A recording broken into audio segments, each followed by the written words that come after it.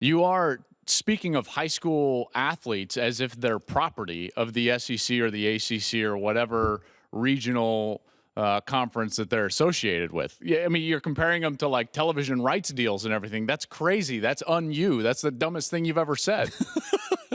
First of all, look at the world. Joel, let me give you... I am looking at the world. Let's look at the world right now. Wouldn't it be great in the world that all citizens, Canada, England, Spain, we could just move country to country freely? I mean, that's the way it should be, right? If you could just go, but that our society you're is putting about up country, but international borders around conferences.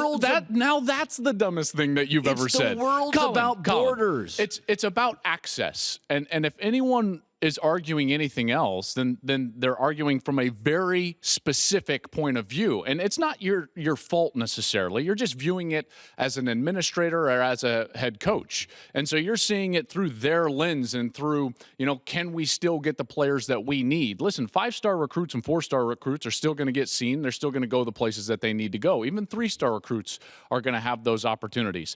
But when you're taking away access to the monetary disenfranchised, if you will, if you're taking away access to some of these players to just get seen so that they can have a college scholarship, that's wrong. Okay, but arbitrarily denying access is un-American. But I think the NCAA should be ashamed of themselves. And you know what? I'm going to go further. I hate to interrupt you, but the Pac-12 and the Big 12, you should be ashamed of yourselves as well, because you were sucked in by the ACC and the SEC, and you voted on this strictly from a territorial aspect. And I know you've said that word before, but if you look at the conferences that voted to ban satellite camps, and it was a vote, all those conferences have a direct tie to one of the following states: California, Texas, or Florida. This was about denying access, and you're denying 18-year-olds the opportunity to get seen and go get a college scholarship. That's wrong. It's just wrong. So you and I agree. I've said from the beginning, this was all about real estate, guidelines, 100%. Border. Yeah, so we agree on that. But they don't own those high school players. Okay. That's not their property. That's not their job to limit the access for those players. Finally, this conveyor belt of kids. First of all, YouTube, phones,